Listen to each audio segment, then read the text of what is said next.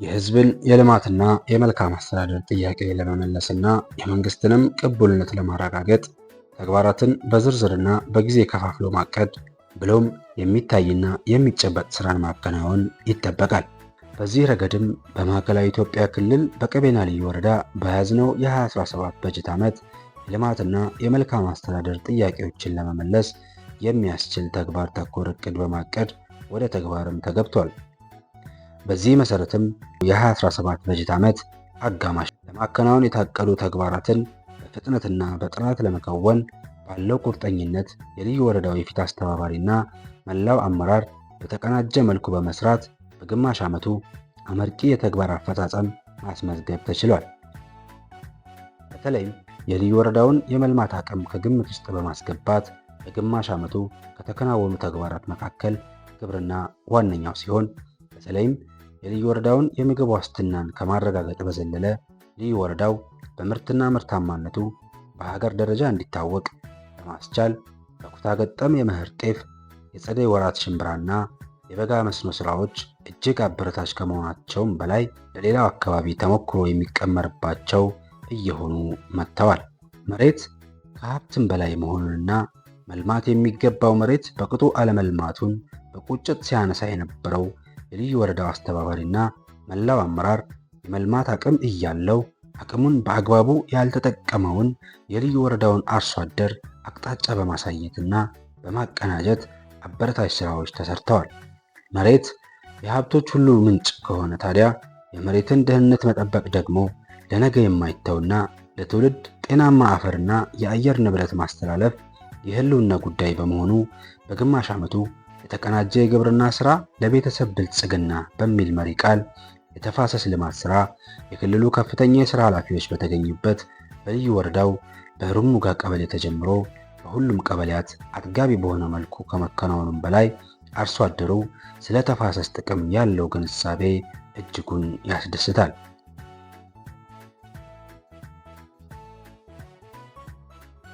በጤናው ዘርፍ በ2017 የመጀመሪያዎቹ ወራት የሀገር ስጋት ሆኖ የነበረውን የወባ ወረርሽኝን በተቀናጀ መልኩ ለመከላከልና አምራች አርሶ አደሩን ለመታደግ የተሰራውም ስራ እጅግ የሚደነቅ ነው።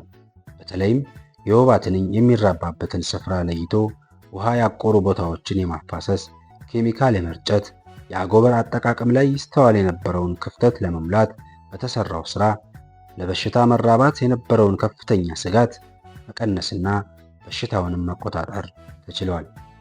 በተመሳሳይም የጤና ተቋማት አገልግሎት አሰጣጣቸውን ለማዘመን ዘርፈ ብዙ ስራዎች የተሰሩ ሲሆን በተጨማሪም የሰው ልጅ ውሎ ሲያድር መታመም ይኖራልና ለህመሙ መታከሚያ የሚሆነውን ጥሪት ቀድሞ እንዲቆጥብና እንዲጠቀም የሚያደርገውን የማህበረሰብ አቀፍ ጤና መድህን ወይም የማጤማ አገልግሎት ተጠቃሚ የማድረግ ተግባር በክልሉ ካሉ መዋቅሮች ቀድሞ የጀመረው የቀቤና ልዩ ወረዳ ከፊት ሆኖ እየመራም ይገኛል። ሌላኛው በግማሽ ዓመቱ ጉልህ አፈጻጸም ከታየበት ተግባር ዋነኛው የግብርና ስራ እና የመሬት መጠቀሚያ ግብር ሲሆን በመዋቅር ለውጥ ልዩ ወረዳ መሆን ብቻውን ከሰማይ መና እንደማያወርድ የተረዳው አመራሩና አርሶ አደሩ ራሱን በራሱ ለማልማት የልዩ ወረዳውን አቅም በለየ መልኩ ለመሰብሰብ አቅዶ እየሰራ ባለው ተግባር በክልሉ አፈጻጸም አንጻርም የመጀመሪያውን ደረጃ ይዟል። በሌላ በኩልም እንደ ሀገር የገጠመውን የተማሪዎች ውጤት ስብራትን መጠገን በራሱ ዘርፈ ብዙ ስራዎችን መስራት የሚጠይቅ ሲሆን የተማሪዎች ውጤት ስብራት እንደ መነሻ ምክንያት ከሚጠቀሱ አበይት ጉዳዮች መካከል ምቹ የመማሪያ አካባቢን መፍጠር አንዱ ሲሆን በዚህ ረገድ በበጀት ዓመቱ በልዩ ወረዳው በፍቃዱ የመጀመሪያ ደረጃ ትምህርት ቤት 4 ክፍል ያለው አንድ የመማሪያ ክፍል ብሎክ ተሰርቶ አገልግሎት መስጠት ጀምረዋል። በተመሳሳይም ለተማሪዎች የማጠናከሪያ ትምህርት በመስጠት የጎልማሶች ትምህርት በማጠናከር እና የቅድመ መደበኛ አመቻች መምህራን ስልጠና በመስጠት ብሎም በየጊዜው የተግባቦት መድረክ በመፍጠር በዘርፉ የውጤት ለውጥ ለማምጣት የተሰራው ስራ አበረታች ሲሆን የተማሪዎችን ውጤት ለማሻሻል ሰፊ ጊዜ የሚፈጅ በመሆኑ ቅንጅታዊ አሰራሩ ተጠናክሮ መቀጠል ያለበት ነው። ባጋመስነው የ2017 በጀት ዓመት ከተሰሩ የግንባታ ስራዎች መካከል የልዩ ወረዳውን ወጣቶች በስብዕና ይገነባል ተብሎ የሚታሰበው የወጣቶች ስብዕና ግንባታ ማዕከል ሲሆን ግንባታው በጉድ ኔይበርስ ኢትዮጵያ ግብረሰናይ ድርጅትና በልዩ ወረዳው ትብብር ተሰርቶ ለአገልግሎት ክፍት ሆኗል። በዚህ የወጣቶች ስብዕና ግንባታ ማዕከል ወጣቶች በስነ ምግባርና ስነ ተዋልዶ ጤና ላይ ያላቸውን ግንዛቤ በማሳደግ የተሻለ አምራችና ለሀገር አለኝታ የሆኑ ወጣቶች እንዲሆኑ አቅም እንደሚሆናቸው ይታመናል። ወጣቶች የነገ ሀገር ተረካቢ ዜጎች እንደመሆናቸው ወጣቶችን በስፖርትና በስነ ምግባር ማጎልበት ያስፈልጋል። በዚህ ረገድም በተለይም በስፖርት ዘርፉ በተጠናቀቀው የመጀመሪያ ግማሽ ዓመት የውስጥ ለውስጥ ልዩ ልዩ ስፖርት ውድድሮች በማካሄድ ማህበረሰብ አቀፍ ወይንም የማስ ስፖርት በማድረግ በወርልድ ቴኳንዶ ተደጋጋሚ ውጤቶችን በማስመዝገብ በስፖርቱ ዘርፍ መነቃቃት እንዲፈጠር ተሰርቷል።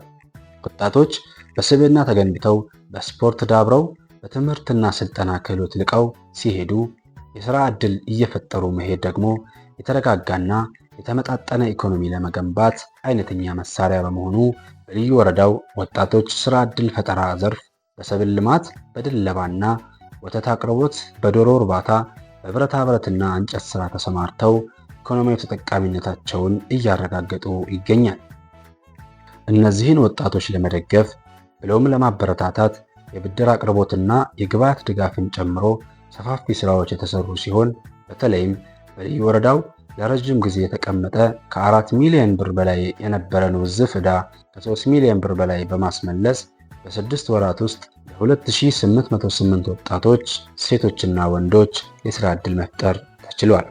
በልዩ ወረዳው የልማትና የመልካም አስተዳደር ጉዳዮችና በእያንዳንዱ የልዩ ወረዳው እቅድ አፈጻጸም ውስጥ የሴቶችን ሁለንተናዊ ተጠቃሚነትን ለማረጋገጥ ዘርፈ ብዙ ተግባራት ተከናውነዋል። በተለይም የሴቶችን ኢኮኖሚ ተጠቃሚነት ለማረጋገጥ በሴቶች የልማት ህብረት፣ በሰብል ልማት፣ በዶሮ እርባታና በእንቁላል፣ በወተት ተዋጽኦ፣ በደን፣ በቡናና በፍራፍሬ ልማት፣ በሸማች ማህበራትና በሌሎችም የኢኮኖሚ ዘርፎች ተሰማርተው ሴቶች ራሳቸውን ከኢኮኖሚ ጥገኝነት ማላቀቅ እንዲችሉ ዘርፈ ብዙ ተግባራት ተሰርተዋል። በተጨማሪም የሴቶችን ውሳኔ ሰጪነት ለማጎልበት የአቅም ግንባታ ስልጠና በመስጠትና በተለያዩ አደረጃጀቶች ውስጥም እንዲሳተፉ በማድረግ የሴቶችን ተሳትፎ ለማሳደግ ብዙ ተግባራት ተከናውነዋል። የገቢ አቅምን ማሳደግ ሲቻል ያለውን የመልማት አቅም በመለየት ህዝብን አስተሳስሮ የብልጽግናን ህልም በልዩ ወረዳው ለማረጋገጥ መንገድ ሲጀመር ልዩ ወረዳውን የሚመጥን ተቋም መገንባት ቁልፍ ጉዳይ ይሆናል። በዚህ ረገድም በልዩ ወረዳው ለመገንባት ከታቀዱና ወደ ተግባር ከተገባባቸው ተቋማቶች መካከል ለቢሮ አገልግሎት የሚውለው በውስጡም 60 ክፍሎችና አንድ አዳራሽ የሚኖረው ባለ 3 ወለል ህንፃ፣ የማህበረሰብ አቀፍ ፋርማሲ አገልግሎት መስጫ ማዕከል፣ የፖሊስ ግምጃ ቤት መጋዘን ሲሆን በበጀት ዓመቱ በራስ አቅም ለመስራት ከተደፈሩና የአመራር ጥበብ ከታየባቸው ትላልቅ ፕሮጀክቶች መካከል የሚጠቀሱ ናቸው። ብልጽግና ፓርቲ በሀገራችን እውነተኛ ብልጽግና የሚረጋገጥበትን መንገድ እየቀየሰ የአመራር ሰጪነት ጥበብንም በተለያዩ አቅም ማጎልበቻዎች እያጎለበተ ይገኛል። ታዲያ ከብልጽግና ጋር አብሮ ለመበልጸግ በአስተሳሰብ ብቻ ሳይሆን በተግባርም ብልጽግና መሆንን ይጠይቃል። ለዚህ ደግሞ የልዩ ወረዳው አመራርና መላው ህዝብ የተመቸና ለመሪው የሚታዘዝ ቅን ህዝብ ስላለን እንደ ዕድል ማየት ይጠቅማል።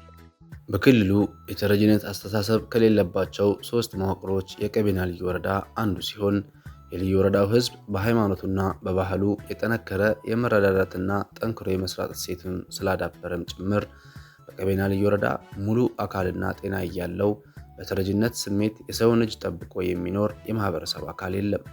ነገር ግን ድንገት አያምጣውና የተፈጥሮና ሰው ሰራሽ አደጋዎች እንደ እሳት፣ ድርቅ፣ ጎርፍና መሰል ኢተገማች አደጋዎች ቢከሰቱ የራስን ችግር በራስ አቅም ለመሸፈን በሚል እንደ ሀገር ከተረጂነት ወደ ምርታማነት ኢኒሼቲቭ ተወስዶ በልዩ ወረዳው 1000 ኩንታል እህል የመሰብሰብ ስራ የተሰራ ሲሆን በልዩ ወረዳው በተለያዩ ቀበሌያት በተደጋጋሚ በተከሰቱ የእሳት አደጋዎች ቤት ንብረታቸው ለወደመባቸው ወገኖች መልሶ ለማቋቋም ውሏል።